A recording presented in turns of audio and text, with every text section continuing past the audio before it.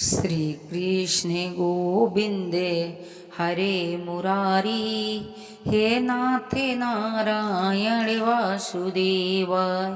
श्री कृष्ण दोस्तों, आज मैं लेके आई हूँ कार्तिक माह का 23वां अध्याय। नारद जी बोले, हे राजन, यही कारण है कि कार्तिक मास के व्रत व उद्यापन में तुलसी की जड़ में भगवान विष्णु की पूजा की जाती है। तुलसी भगवान विष्णु को अधिक प्रिय है, प्रदान करने वाली मानी जाती है। राजन, इसके घर में तुलसी वन है, वह तीर्थ स्वरूप है और वहाँ यमराज के दूत नहीं आते हैं। तुलसी का पौधा सदैव सभी पापों का नाश करने वाला है तथा अविष्ट कामनाओं को देने वाला है। जो श्रेष्ठ मनुष्य तुलसी का पौधा लगाता है वो यमराज को नहीं देखते हैं। नर्मदा का दर्शन, गंगा का स्नान और तुलसी वन का संगम, ये तीनों एक ही समान कहे गए हैं। जो तुलसी की मंजरी से संयुक्त होकर प्राण करता है, वह सैकड़ों पापों से युक्त भी क्यों न हो तो भी यमराज उनकी ओर नहीं देख सकते हैं। तुलसी को छूने से कामिक, वाचिक, मानसिक आदि सभी पाप नष्ट हो जाते हैं। जो मनुष्य तुलसी दल से भगवान का पूजन करता है वह पुण्य गर्भ में नहीं आते, अर्थात जन्म मरण के चक्कर से छूट जाते हैं। तुलसी दल में पुष्कर आदि मस्तक तीर्थ, गंगा आदि नदियां और विष्णु पृथ्वी सभी देवता निवास करते हैं। हे राजन, जो मनुष्य तुलसी की काष्ठ का चंदन लगाते हैं उन्हें सहज ही मुक्ति प्राप्त हो जाती है और उनके द्वारा किए गए पाप भी शरीर से छू भी नहीं पाते हैं।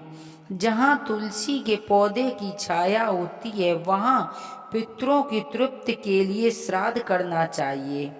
जिसके मुख में, कान में और मस्तक पर तुलसी का पत्ता दिखाई देता है उसके ऊपर यमराज भी दृष्टि नहीं डाल सकते हैं। फिर दूतों की तो बात ही क्या है।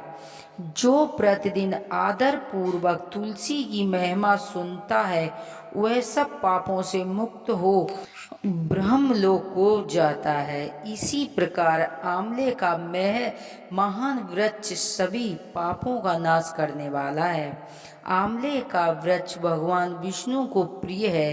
इसके स्मरण मात्र से ही मनुष्य गोदान का फल प्राप्त करता है। जो मनुष्य कार्तिक में आंवले के वन में भगवान विष्णु की पूजा करता है, आंवले की छाया में भोजन करता है, उसके सभी पाप नष्ट हो जाते हैं। आंवले की छाया में मनुष्य को जो भी पुण्य करता है वह कोट गुना हो जाता है। जो मनुष्य आंवले की छाया के नीचे कार्तिक में ब्राह्मण या दाम्पति को एक बार भी भोजन देकर स्वयं भोजन करता है वह अन्न दोष से मुक्त हो जाता है। लक्ष्मी की प्राप्ति रखने वाले मनुष्य को सदैव आंवले से स्नान करना चाहिए। नवमी, अमावस्या, सप्तमी, संक्रांति, रविवार और चंद्र ग्रहण तथा सूर्य ग्रहण के दिन आंवले से स्नान नहीं करना चाहिए। जो मनुष्य आंवले की छाया में बैठकर पिंड दान करता है उसके पितृ भगवान विष्णु के प्रसाद में मोक्ष को प्राप्त होते हैं। जो मनुष्य आंवले के फल और तुलसी के दल को पानी में मिलाकर स्नान करता है उसे गंगा स्नान का फल मिलता है। जो मनुष्य आंवले के पत्ते और फलों से देवताओं का पूजन करता है उसे स्वर्ग, मणि और मोतियों द्वारा पूजन का फल प्राप्त होता है। कार्तिक मास में जब सूर्य तुला राशि में होता है तब सभी तीर्थ, ऋषि, देवता और सभी यज्ञ आंवले के वृक्ष में वास करते हैं।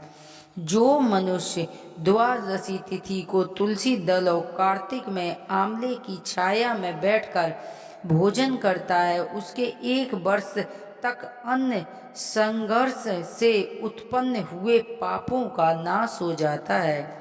जो मनुष्य कार्तिक में आंवले की जड़ में विष्णु जी का पूजन करता है उसे श्री विष्णु क्षेत्रों में पूजन का फल प्राप्त होता है। आंवले और तुलसी का महत्व का वर्ण करने में श्री ब्रह्मा जी भी समर्थ नहीं हैं। इसीलिए धात्री और तुलसी जी की जन्म कथा सुनाने से मनुष्य अपने वंश सहित भक्ति को पाता है। बोलो कृष्ण भगवान की जय।